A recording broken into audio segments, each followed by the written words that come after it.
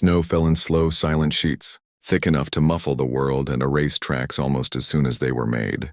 The forest stood still beneath the weight of winter, tall pines stretching skyward like dark sentinels guarding secrets long buried. Somewhere in that frozen quiet, a young woman sat slumped against the rough bark of a tree, her breath faint, her strength slipping away with every passing moment. Her name was Eliza Hart.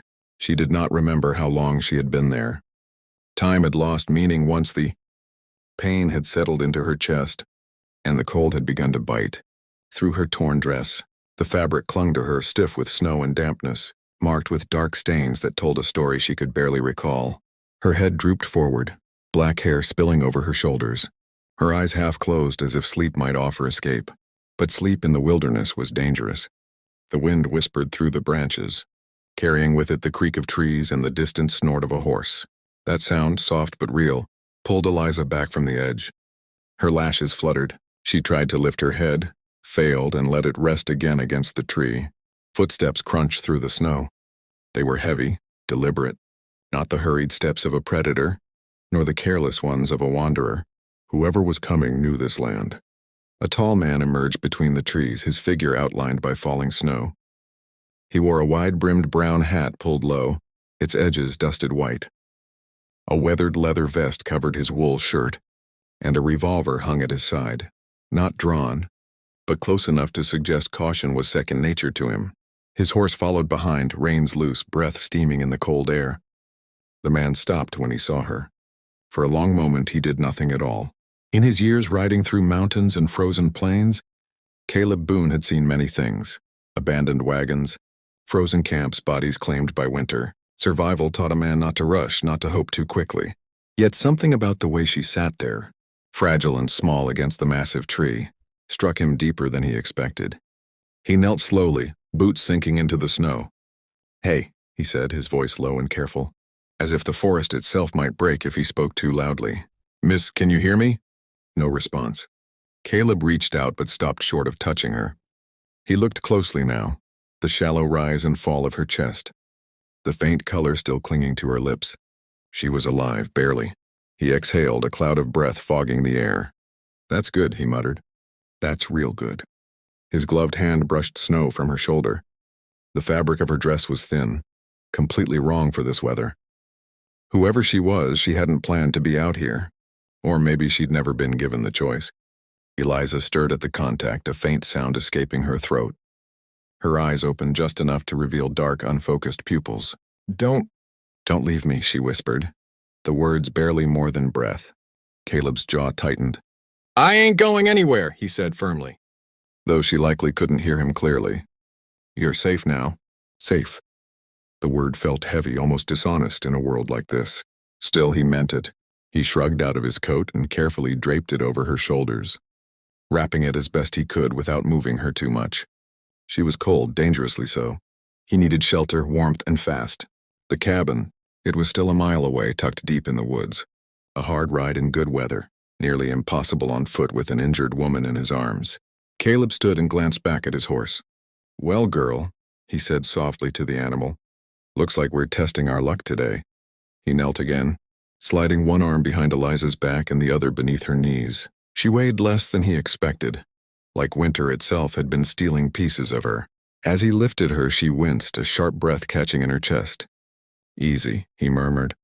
"I've got you." Her head fell against his shoulder. As he carried her toward the horse, memories stirred, unwanted and sharp. Another winter. Another woman.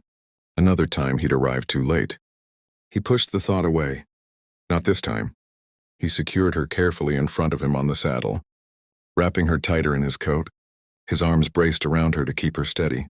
The horse shifted but remained calm, as if sensing the gravity of the moment. They moved slowly through the forest, snow thickening as daylight began to fade. Every step felt like a gamble. Caleb kept his eyes sharp, scanning the trees, listening for anything out of place. Eliza drifted in and out of consciousness. In her haze, she felt warmth, real warmth against the cold. She smelled leather, wood smoke, and something familiar yet distant.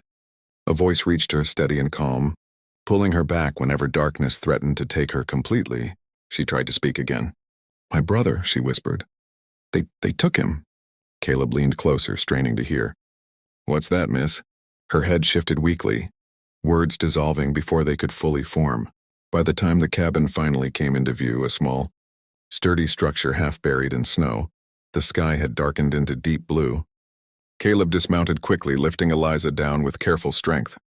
Inside, the cabin was cold but dry. He laid her on the narrow bed, stoked the fire with practiced hands, and set water to warm. Only then did he allow himself to truly look at her.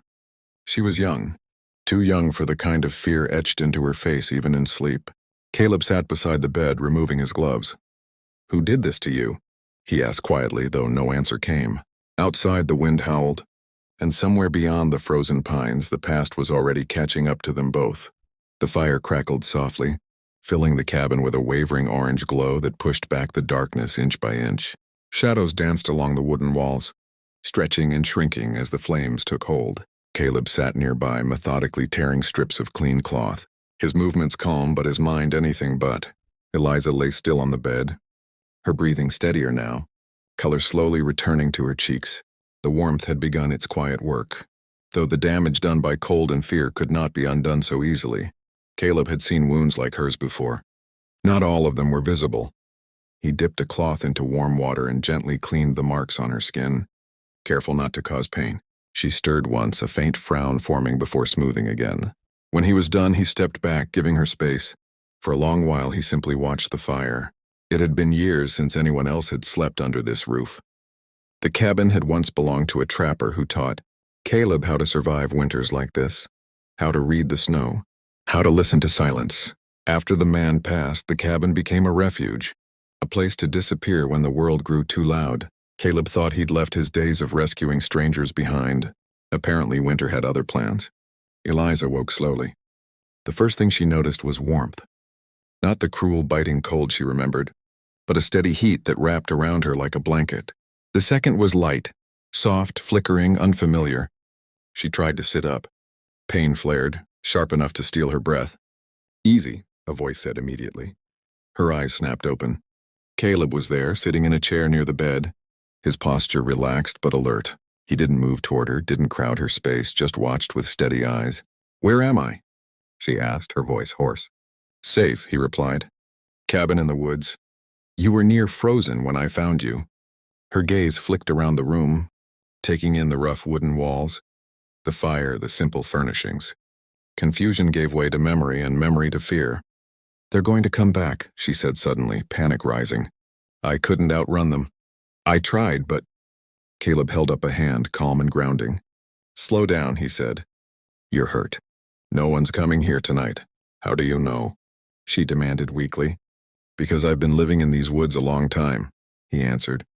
"And because anyone careless enough to chase a woman into a storm like this won't make it far." That did little to ease her worry, but his confidence anchored her enough to breathe. "My name's Eliza," she said after a moment. "Caleb," he replied. "Caleb Boone." She studied him, the lines in his face, the quiet strength in the way he carried himself. He didn't look like a man who talked much, but he looked like one who kept his word. "What happened out there?" he asked gently. "You mentioned your brother." Eliza's hands clenched in the blanket. "We were traveling west," she began, voice trembling. "Just the two of us. We heard there was work near the rail camps. A fresh start." Her eyes glistened. "They attacked our wagon 2 days ago. Men with guns. They took everything. When my brother tried to stop them, they dragged him away." Caleb's jaw tightened, but he said nothing. "I ran," she continued. "I didn't want to. I should have fought, but I was scared. I just kept running. The snow started falling, and then I don't remember much after that." Silence filled the cabin. Finally, Caleb spoke. "You did what you had to do to survive. There ain't no shame in that." Eliza looked away, tears slipping free despite her effort to stop them. "I can't leave him," she whispered. "I won't." Caleb stood and added another log to the fire. "You won't be going anywhere tonight," he said. "Tomorrow we'll see what can be done." "You'll help me?" she asked, surprise cutting through her grief.